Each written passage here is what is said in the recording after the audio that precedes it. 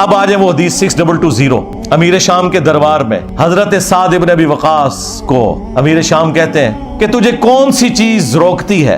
अल्फाज है अमर मुआविया, मुआविया ने हुक्म दिया तो साद इब्न अबी वकास ने कहा कि मैं कभी भी अली के ऊपर सब यानी कि लानत नहीं करूंगा, क्योंकि दूसरी हदीस में लानत के अल्फाज मौजूद है। तो उन्होंने कहा तुम्हें कौन सी चीज रोकती है कि तुम अबू तुराब के ऊपर सब नहीं कर रहे। अबू तुराब, तो हजरत साद ने कहा कि मैंने 3 बातें अली के बारे में ऐसी सुनी है कि मुझे एक भी मिल जाती ना सुर्ख ऊंटों से बेहतर था। सुन मुआविया, ग़ज़वा तबूक के मौका पर नबी इस्लाम ने औरतों और बच्चों पर अपना जानशीन छोड़ा मौला अली को, और ये पहला और आखिरी मौका था कि किसी जंग में मौला अली शरीक नहीं हो रहे थे। तो ज़ाहिर है वो अफसुर्दा थे, रो पड़े। नबी इस्लाम ने उनकी दिलजोई के लिए फरमाया कि ए अली, क्या तू इस बात पे राजी नहीं कि तेरी मेरे साथ वही निस्बत है जो हारून की मूसा के साथ, मगर मेरे बाद कोई नबी नहीं। इसका मतलब आपको पता है क्या है? 2 मतलब। कुरान में हजरत मूसा अलैहिस्सलाम के सबसे करीबी साथी कौन थे? उनके भाई हारून, और वो पैगंबर भी हुए। इस एतबार से नबी अलैहिस्सलाम का सबसे करीबी साथी कौन हुआ? सैयदना अली। लेकिन चूंकि खत्म नबूवत है इसलिए वो नबी नहीं है, उम्मती नबी भी नहीं है। तो अगर मौला अली उम्मती नबी नहीं है तो गुलाम अहमद कादियानी दज्जाल थे, शायद कोई नहीं। ये हदीस खत्म नबूवत के ऊपर भी पैरा दे रही है, सिर्फ मौला अली की शान बयान नहीं हो रही, खत्म नबूवत पे भी पैरा देने वाली हदीस है। सुन मुआविया, दूसरा मौका खैबर का। नबी इस्लाम ने फरमाया कल मैं उस शख्स के हाथ में झंडा दूंगा जो अल्लाह और उसके रसूल से मोहब्बत करता है और अल्लाह और उसका रसूल उससे मोहब्बत करते हैं। हम पूरी रात एड़ियां उठा के देखते रहे कि वो खुशनसीब कौन है। बल्कि मुस्लिम में तो अल्फाज है, हजरत उमर कहते हैं मुझे पूरी जिंदगी इस बात पे रश्क रहेगा अली के ऊपर कि वो झंडा मुझे क्यों नहीं मिला, अली को मिल गया। इससे पहले मुझे कभी ख्वाहिश नहीं पैदा हुई थी।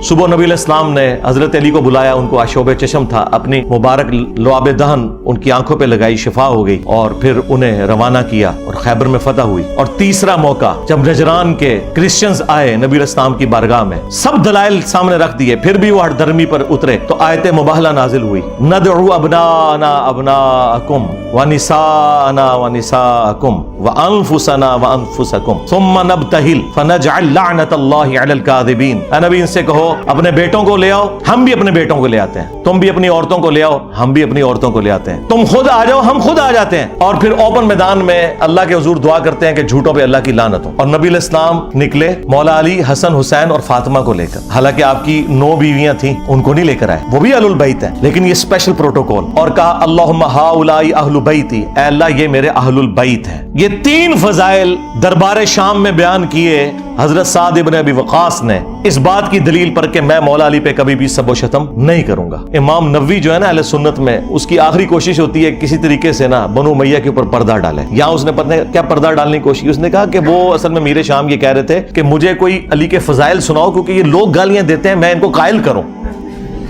हालांकि वाज़ेह अल्फाज थे अमरा मुआविया, मुआविया ने हुक्म दिया और साद ने इनकार किया। चले झूठ तो पकड़ा जाता है। ये सेम हदीस खसाइस अली वाले चैप्टर में सुन नसाई अल कुबरा में इसी सनद के साथ मुस्लिम शरीफ वाली सनद के ऊपर मौजूद है। उसमें आगे अल्फाज हैं, साद इब्न अबी वकास का बेटा कहता है फिर जितने दिन हजरत मुआविया मदीना शरीफ में रहे, हजरत अली की तनकीस का एक जुमला अपनी जुबान से नहीं निकाला। मेरे बाप ने इस तरह का डांटा था उनको, तो पता चल गया कि डांटा था। बल्कि उसी किताब में खसाइस अली वाला जो चैप्टर है सुन नसाई अल कुबरा का, साद इब्न अबी वकास कहते हैं कि अगर ये लोग बनु उमैया के लोग मेरे सर के दरमियान आरा रख दें और मुझे ये कहें कि तेरे 2 टुकड़े कर दिए जाएंगे, तू अली के बारे में कोई गलत जुमला अपनी जुबान से निकाल, तो मैं अपने 2 टुकड़े करवा लूंगा।